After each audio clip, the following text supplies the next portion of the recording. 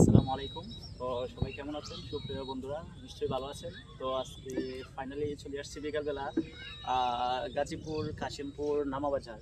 তো নামাবাজার চলে আসছি, অনেক সৌন্দর্য বেষ্টিত একটা জায়গা। তো জায়গাটা আসলে অনেক মনোমুগ্ধকর। তো এই জায়গাটা আসলে অফ ডেতে দেখা যায় যে অনেক মানুষের ভিড় হয়। তো মানুষের অনেক লোকালয় এই জায়গায় অনেক পর্যটন কেন্দ্র গড়ে উঠেছে।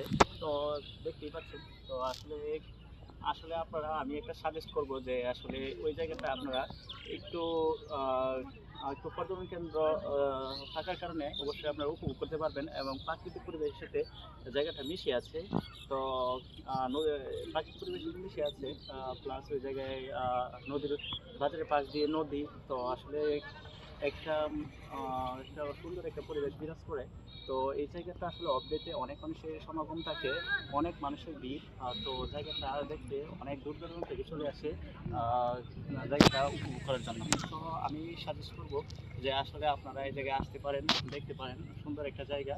তো অবশ্যই আমি সবার কাছে আহ, বলবো যে জায়গাটা একবার ঘুরে যান, অবশ্যই ভালো লাগবে।